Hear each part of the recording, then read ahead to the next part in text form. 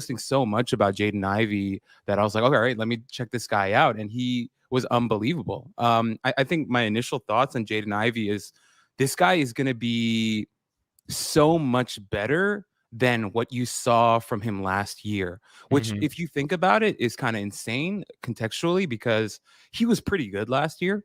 And so we'll talk more about this later, but the main, I guess, starting point for me was his U19 tape was unbelievable. And for me, that's a huge precursor into what I think we're going to see from Jaden Ivey this year and moving forward. Like watching him in U19 just made me think, okay, he's going to be exponentially better in year 2. And then just wait till he gets to the NBA. The NBA is kind of built for this dude. So my initial thoughts on Jaden Ivey, I think he's unbelievable. And he's grown on me just progressively the more I watch him. Yeah, and Chris, I'll turn this over to you. You know, he caught on late last season, figures to be a lottery pick according to a lot of the experts out there. Shooting numbers look a little until you get about, February, March timeframe of last season. A couple little side notes, Albert, I don't know how much of a stat nerd you are with things like that. I'm a subscriber to Synergy. If you go over there, he grades out as very good on spot ups. That's being in the 71st percentile. That's pretty good, right? And then excellent in the pick and roll and about the 89th percentile in the entire nation. So Chris, Jaden Ivey, kind of a polarizing prospect, figures to have a bigger role this year. What are your thoughts on Jaden Ivey? I love him.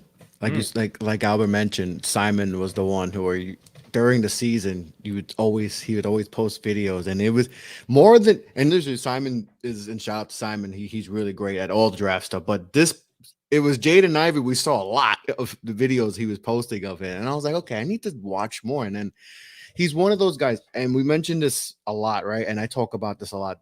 One of those guys that I feel like at the next level, he's going to be better than he is than in college, right? Because you just look at the numbers and the way we're like gloating about him, people will be like, well, he shoots below 40% from three. I mean, from the field, less than 26% from three. What is there to like about him, right? He just probably like any other, high usage guard. And it's just like, no, you watch his game, and to me, it translates to the league, and it's sort of like Cole Anthony for me a few years back. And that's what I see with Jaden Ivey. I think I love everything about his skill set, and he's going to have, Purdue had a really good team this year. Yeah, and he's gonna showcase that this year, so I absolutely love him, and I think he's going to rise. Right now, he's in that I see a lot of people have him in the lottery. I think he could rise up and be definitely a top 10 pick, maybe even higher, because he definitely has all the skill set to do some great things. So I think we were gloating about it. Once you said his name, smile. There's certain players that just give you that instant smile, and he's one of those guys. So I'm very excited about, watching him this year and him taking that next leap. Yeah, absolutely. And so some of the things that I caught on when I'm looking into the film on him here, Albert, is that, he's a very aggressive driver. He has good size. He feels bigger than what he's listed as. I think that they have him listed at about like 6'4". He just plays so much larger than that. Very physical. Right. His shot seems to be real. He couples it nicely with that driving ability that I was just talking about. Some of the things that I'm looking forward to improve on, Albert, and just, disclosure, we're getting to know each other a little bit here. I don't like to say that players have weaknesses, right? Especially if they're returning, because, and we can even talk about this a little bit too, there seems to be some sort of stigma attached to a player that doesn't come out of the college ranks or international, like year one, if they come back, they're broken almost, right? So some of the things that I think that he can improve on, though, are some, more dynamic playmaking. Can he make some live dribble passes? He seems to fall down a lot. That kind of concerns me a little bit with his, is that going to be something that impacts his durability? Tends to force things that aren't there. And I think the biggest question that's going to affect my projection of him, Albert, is he a lead guard? I know that we both like this guy too, Nikola Jovic, and he up until I started Look at really my smile. Like, Yeah. look at my face. That's the smile everyone's gonna have, Chris. I promise. I grin. I'm like a kid at Christmas. Just when I hear that name, I just smile. I just love this guy. And it's not Nikola Jokic, it's close. It's Nikola Jovic. And Tyler, again, I'm gonna be honest with you, man. I like you a lot. So Nikola Jovic is the guy who was my number one prospect until I started looking into Hugo Besson film. And just because I have Hugo Besson as my number one guy, I know that NBA players are really against being called number twos. They prefer the term 1B. He might be my 1B guy in this year's draft. What are you thinking about Nikola Jovic and how he'll translate? I don't know if love is a strong enough word. No, that's the perfect word. Hey man, Tyler, let's just air it out. That is the perfect word. You could say it. You could say it. I'll say it for you. I'll give you both sides. I'll be realistic. I don't want to sugarcoat it. We want some harsh truth. Absolutely love him. I'm very intrigued, very excited to watch him throughout the year. Great size, intriguing playmaking abilities, got some wiggle. I think he's around 6'10". Mm-hmm.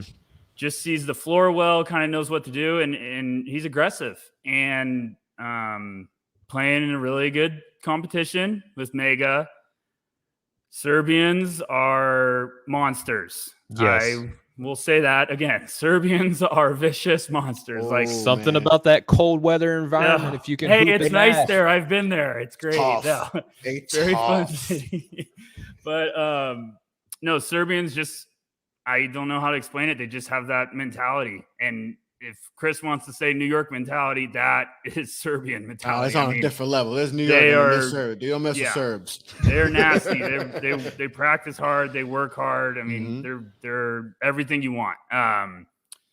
But I will say he's gotten off to a little slow start. Yes, he has. And it's definitely with the outside shooting. I think he's going to be probably the darling of international prospects at the end of the year. I think everyone's just going to be so intrigued with the tools that he has, but I'm patiently waiting for the stretch. He needs to have a stretch of like 3 or 4 games in a row where he's producing. And I think before coming on here, I saw his last game. I think he had like 12 points, but 2 for 2 from outside. So just get some consistency. Now let's see a little stretch of games. But no, I mean, he's great. The excitement is real. The tools are real, but just need to get I think what I was talking about earlier, I think he's the guy that could separate himself from the pack. Jalen Duren out of Memphis. We really like his game. Mark, what has stuck out to you so far about Jalen Duren?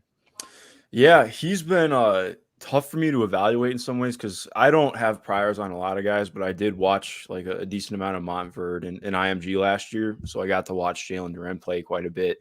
And I was excited about him immediately, especially when he reclassed. He's been really impressive coming in. I mean, he's averaging 5 blocks a game. Part of that is he had like a monster block game. I got a little, I threw out some shade this morning, not to him, but to the Memphis stat keeper. They gave him 2 blocks that were not even remotely close to him. But he's just been so good, man. Like, I think a lot of times people talk about like somebody just being so physically imposing, and that's kind of who Jalen is. The weird part with it is like, I think it's kind of what we saw in some ways with Evan Mobley his senior year of high school in terms of like, he just knows that he's so good, and not in a cocky way. Like, he's just that good on the basketball court that I think he kind of floats sometimes. Like, not that he's doing anything wrong. Like, I watched the St. Louis game this morning that he played last night, and he was fantastic defensively. He was in the right place, blew up quite a few plays at the rim, was good on the perimeter, played multiple coverages well. But also like, he'll just have these moments where he goes from looking like a guy who's going to be an NBA player to a guy who looks like this guy should be drafted in the top 5. I don't know where I would have him right now, but it's like those plays that are like, okay, that's incredibly tantalizing, but also like, dude, I want to see that all the time. And that's kind of been the thing with him. There are games where he like absolutely just, flies off the page and looks like that the entire game. And then there are other games where, yeah, this dude's 6'9", 6'10" with a massive wingspan, but you don't notice him at times because he's just kind of doing his job. But at the same time, like, all right, if you're drafting this guy top 5, he needs to be like popping every single time. Yeah, no doubt about it. And Chris, we were talking about that playmaking ability from his first couple games, from Tennessee Tech. He played against North Carolina Central since the last time we discussed him, another double-double there, almost a handful of blocks, no really assists, but you still see him as a part of that offense. And the guy that, much like Mark is just pointing out, DHO, he can have offense run through him a lot. And some of these comps that we've been seeing, Bam Adebayo is one that's kind of been recycled a lot lately. Chris, what do you think about Mark's assessment? That's pretty much right on with what we were saying last week, right? Yeah, it really is. And like you said, he's tough to evaluate because, he is an athletic specimen, but you do want to see more. But then it's like, we got to put it like he is super young too. So he's still trying to figure out, he's still 17 years old. So it's like, which is crazy to think about watching him playing these games. Which is insane. Like, he's 17 years old. He's still a baby. And Amani on the same team. Like, they're just two 17-year-old kids just tearing it up. I'm almost older than them combined, it's really crazy, but he has all the tools. I mean, I wanted to ask you, Mark, do you see any, outside, shooting potential with him? Because I think that's the next step for him, is developing, more of an outside shot. And if he gets that, I mean, the sky's the limit for him. It's just going to be getting more of it. Like, he had some weird minutes against St. Louis. Like, he got pulled 3 minutes in and then came back a minute later and then got pulled again 2 minutes later. It's been some odd sub patterns that I'll have to dig up some of post-game interviews with Penny to get more info on that. But I do think we're going to see more of that because he's still acclimating. Yeah, no doubt about it. I mean, Chris, it's 3 games into the very young freshman campaign for the guy. So, I mean, far from a finished product, and yet here we are kind of prognosticating ultimately what kind of player he's going to be as a pro. But, I mean, that's what scouts are getting paid to do right now. Their jobs are to look at this ball of clay and see what it can look like when it's hardened and then when it's all finished and painted and pretty and ready to be purchased, right? So we look at Jalen Duren now, and we're so enamored by him. Chris, where are you kind of feeling at his draft stock right now? I mean, I see it's still in that top 5 range if we're going to talk about right now. Like I said, it's obviously it's super, super, super early in the process, obviously. But, this is a part of the scouting process, right? You're supposed to, evaluate, each, part of the season. And, right now, if you're just going off his raw ability, it's top 5. It might be top 3 alone. So it's going to be intriguing to see how Penny uses him going forward. Obviously with Amani, we know Amani is going to be the focal point of that offense. So so it's going to be interesting to see how Jalen, gets accustomed, because he's supposed to be in high school still. So we have to put that in perspective too. That he, like we mentioned before, he's super young. So there's going to be an adjustment period, right? He's going to college, college atmosphere and all that. So, I'm very excited to see him, how he progresses, because I expect him to get better and better and better throughout the year, So I'm very excited about him going forward. Yeah, and people will mention kind of that level of competition. Chris, I've said it before, I'll say it again, that you want him to look like he's playing against lower competition right now if he is, and I think that he's doing just that.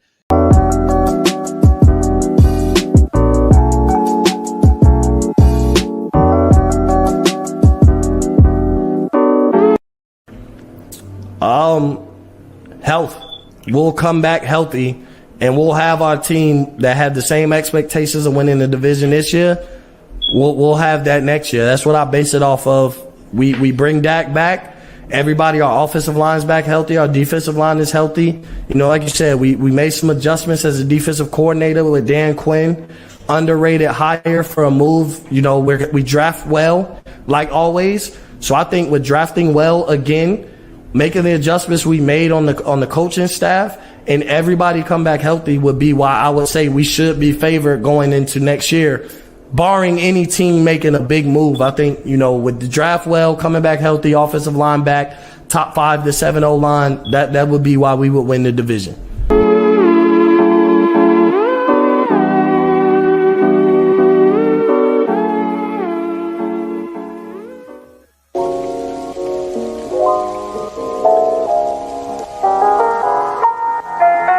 To win the game,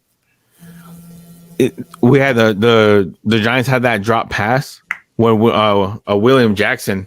I don't know what he thought.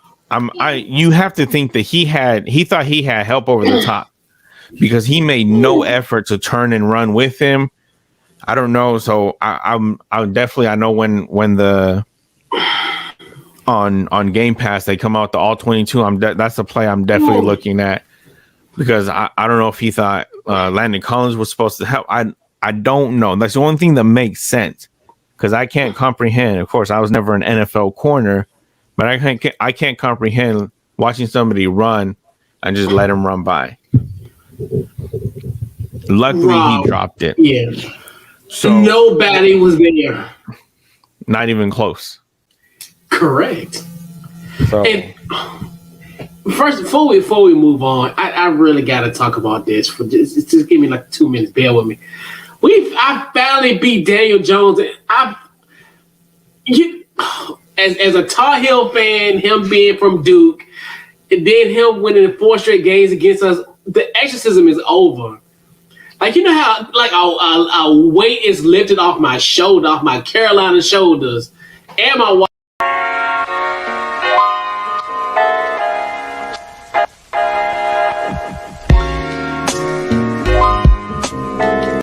In the show, I'm just gonna say it. I'm gonna let's say we don't hold back punches on the show, and I know Kenton's not about to, so I'm gonna go to him. Like I said, finishing off this last segment of the QB questions, and just let you go. Well, I just want to ask this: where does our Vikings fan reside? Where do you live? Are you in Minnesota right now? Nah, I'm in South Carolina. What's up? Okay, all right. Listen. I want whatever local municipality police department you're at, I want them to raid your house and find whatever drugs there are in the building and get them out of there. Your brain deserves better than what you're doing to it right now. First of all, here's a very interesting fact about Kirk Cousins that everybody seems to be skipping over. He had 36 total touchdowns last year. Does anybody remember how many turnovers? 18. 2-to-1. 2-to-1 turnover to touchdown ratio with the second leading rusher in the NFL and the second coming of Randy Moss and Justin Jefferson and another perennial Pro Bowler in Adam Thielen. So we talk about, well, who's a product of who? We saw what Diggs did when he got away from him. Did we not? Did Diggs' numbers not just jump through the roof without Kirk Cousins? So things that make you go, that's one of them. Second of all, Kirk Cousins, I find this to be so interesting because to me, Kirk Cousins is a guy that he tells you how thirsty you are for a quarterback or how thirsty the NFL is for a quarterback. You gonna keep lying to yourself and saying he was worth that $84 million? You gonna look me in the face and keep lying to me, telling me he was worth that $84 million? 84, 86, 88, you name it. He's 88, you name it. I'm naming it. I'm thinking about my quarterback. Again. And you know what? I applaud your 10 toes down by your quarterback energy. But guess what? Your quarterback ain't going to put y'all 10 toes down in the end zone. You understand? He's not. Kirk Cousins is at best, meh. That's what he is at best. People talk about him shrinking up in primetime games. Look at his records against defenses that are in the top half of the league. He is well under 50%. If you have him going up against a better defense, you can book it. He's probably going to lose with some of the best weapons in the NFL. And then you want to talk about an offensive line? The 4th worst in the league, rated by Pro Football Focus as the 28th with the 2nd best rusher in the league. So what does that mean? If they have the 2nd best rusher and yet they're still the 4th worst. Oh, wait, they're good at run blocking. But when it comes to protecting that the blonde-haired thief that is Kirk Cousins, guess what? They let that boy get his head tore off. And you know what? He deserves it for stealing from the city of Minnesota in the way that he is. He stole from them. That contract, Floyd Mayweather said that he was the best at legalized bank robbing.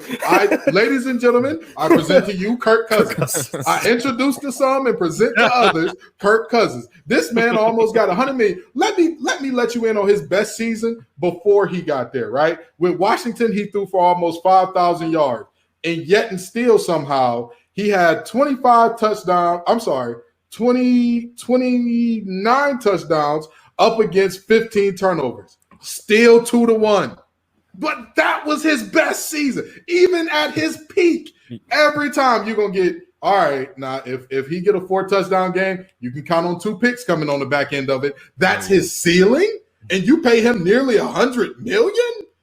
The Vikings set themselves up for that because now they have no money to put anywhere else. And congratulations, you did it to yourself. Because we haven't even got on the worst part of this team yet, but we'll save that for another time. This Kirk Cousins argument, again, I want whatever municipality in South Carolina area is that you staying at. I need the constable. I need the sheriff. I need the state trooper. I need them all. Go to this young man's house, find the dealer, infiltrate the supplies, cut him off because he needs to stop. Great, right.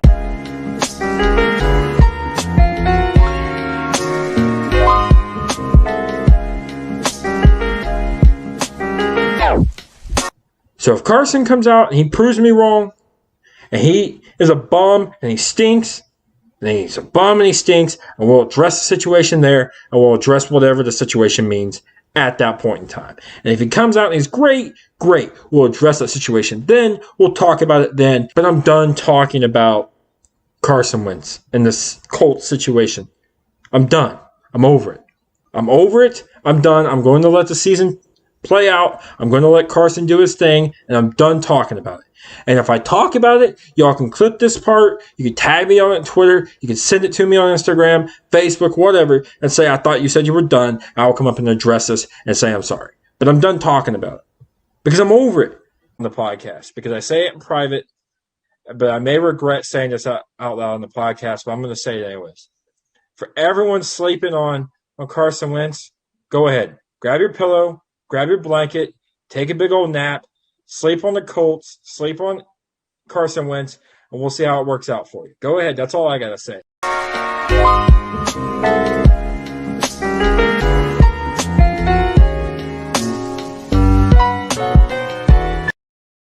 You got the Golden State Warriors who look really good and aren't fully healthy. You can see them fully healthy get there, and we'll get into them in a second, but it's not unrealistic. And the crazy thing, we'll talk about that in a second. At 28, 7, and 5. He's got shooting splits of 46, 41, and 94. I mean, he's a near 50, 40, 90 guy who's also distributing, rebounding, doing everything that he needs to win with his team. But this is a very deep basketball team, and it's deeper than I think people anticipated it would be, because we saw the last couple of years without Clay, and it was like, well, it's Steph and who else? Well, they have a great supporting cast here now. When you look at Jordan Poole, he's averaging 18 a game. He's one of those guys that's probably in the most improved conversation this year. You got Andrew Wiggins at 19 points per game. He's a guy that a lot of people love to hate on. He's putting up good numbers on a good team, and he's contributing in a lot of ways there.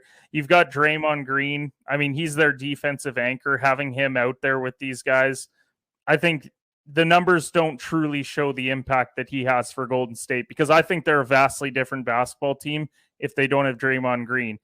I would, if it was me, I would stand pat, because you're basically making a big splash anyway when Clay comes back. Like, you're one of the best teams in the NBA today, and one of your assumed to be best players hasn't even touched the floor yet, because and like you said, Kuminga hasn't played either, due to injuries and whatnot. Moses Moody, he's got to claw his way up, because you got guys like Jordan Poole and Damian Lee balling out on this team right now. Andrew Wiggins is putting up posters, now as we speak. I think he's dunking on Karl Anthony Towns again right now, I think. So as you're hearing this, Cat got dunked on by update to the Cat Williams body count, right? Or Cat Williams, wow. Whoops. Karl Anthony.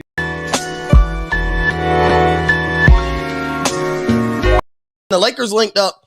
We were talking about what? The whole expectation was Lakers versus Clippers in the Western Conference Finals. Book it, call it a day, and the winner of that wins the championship. Like, that was pretty much the safe bet for everybody. And that's how everybody thought the season started. Like, people thought the finals was going to be bad, and the Western Conference Finals was essentially going to be us basketball fans' finals. Like, you watch that go down to 7, down to the wire. So that's how, like, far apart the NBA was from the Lakers at that time. Now, like, yeah, they have a loaded roster. You still trust LeBron James. You still believe AD is a superstar, but like you got the Golden State Warriors who look really good and aren't fully healthy. You can see them fully healthy get there, and we'll get into them in a second, but it's not unrealistic. And the crazy thing, we'll talk about that in a second, but you got the Clippers. If they hold it down long enough, when Kawhi comes back from injury, like they still have a chance. Denver is still a team who you know could compete and get to the finals. And when Jamal Murray comes back, like injuries will hinder certain teams. The Phoenix Suns are still going to be somebody to reckon with. Like they essentially. For today, I thought I might as well just go ahead and just let y'all know that NBA free agency has been crazy. I mean, crazy. Oh my goodness. And you seen that the Lakers decided to do a pretty good move. We've been kind of criticizing the Lakers the past 2 years because they didn't really get like shooters. So shooting was one of the problems that the Lakers have. And what did they do? They got themselves some shooters around LeBron. They said LeBron cheated to make this team and all that. He didn't cheat. Come on now. He did not cheat. This team, they got a bunch of shooters. They got Kent Blazemore from the Warriors. They got Wayne Ellington. They got Malik Monk.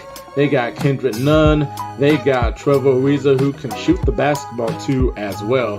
They got themselves some shooters. I mean, goodness gracious, man. You know, that's the thing. You know, we've been criticizing the shooting. So their offense is going to be really good this year and all that. And then if LeBron stays healthy and AD stays healthy, who is going to beat this Lakers team? Who is really going to beat this Lakers team? You know, the Nets, the Bucks, the Suns, the Warriors coming back fully healthy, the Clippers, the Utah Jazz, Denver Nuggets. Who knows? This Lakers team looks really good. And they got Carmelo Anthony. I forgot about Melo. They got Melo on a 1-year deal, a straight shooter and everything that people didn't believe that he couldn't play in the NBA any longer, and he proved them wrong in Portland. So that's a loss on Portland right there to lose Carmelo. I'll just say that right now. So, and they got Dwight Howard back. After a year stint in Philly, definitely bringing in like the big man moves and everything with Marc Gasol, you know, in that center position. So the Lakers are looking really good. This roster that they have here that they combined together is an aging roster. They got Russell Westbrook too as well from a trade. So. I mean, what type of offense are we looking at? I mean, we're looking at a fast tempo offense, you know, with Russell being the prime dominant ball handler, probably the way he, you know, gets, you know, to score, the way he moves that ball up and down the court, going north to south like a Jason Kidd. Is LeBron going to keep up with that tempo? Is he going to like the tempo? LeBron going to play off the ball? Hopefully AD stays healthy. AD might end up playing the 5 position. Just because, you know, they probably might, you know, get some young guns right there to, you know, run up and down the court. So, I mean, you can make a really good starting 5. I mean, you can make a really good starting 5 with this roster. You know, you can make a really good starting 5. So, while they're this bad, well, one, the lack of defense, like, you know, we called it like in the summer that their defense is not that great. You know, even though they're 7th or 8th place in defensive rating, they're just a bad defensive team. You know, you got Russell Westbrook, not a great defender. LeBron, I mean, he's giving a lot on the offense. He's not playing much defense. Like, he could play both ways, but he's just playing more offense. He's not going to play a lot of defense. You know, you got Wayne Ellington. He's not a defender. Blazemore, he's not a defender. Malik Monk, he's not a defender. Carmelo's definitely not a defender. So you only got a couple guys on the team that's defenders. That's Rondo, that's DeAndre Jordan, that's Avery Bradley that they picked up because they needed a defensive player badly because they lack defense. They really lack defense. You're letting people score over 100 points a game. And, you know, it's just bad. And whenever you get a lead, you got to stay with the lead. You got to play consistent defense. But you're letting teams come back and score points, you know, in the second half. Like, you know, like what OKC did. Like, they were up. And then OKC came back. Had a brilliant, you know, second half. So, you know, their defense is not that great, man. Like a bag of ale will score more points, you know, on that defensive squad team. That's just how bad their defense is. Like they got to do something. Like they got to make some trades. They got to do something, you know, get a Miles Turner from the Indiana Pacers, you know, a guy that lead the league in blocks and could play defense. Get somebody, because you got to have a rim protector. You know, I love DeAndre Jordan to death, but he's not going to be the answer in terms of anchoring that defense. Get a young guy like a Miles Turner that could play some defense and could block shots and give it his all too as well. So, you know, they got to do something, man. They really got to do something. Perimeter defense is bad too. You know, they let go of their best perimeter defender last year in Alex Caruso to the Chicago Bulls, because Chicago Bulls was paying them, go and give them more money than the Lakers. So that's, you know, that's just like the Lakers' fault for letting somebody go. So, and now Alex Caruso leading the league in steals. Like, come on now. Like, come on. So they're lacking defensively. Another reason why the Lakers are so bad too as well. A lot of players can't really handle the pressure in LA. When it's LA, New York, Chicago, all the teams that are built on winning, Boston, built on winning and going for championships. When you're in a Laker jersey, you know, this is the same uniform that Magic Johnson wear, Jerry West, Wilt Chamberlain, Shaq, Kobe. I can name names for days. Elgin Baylor. These.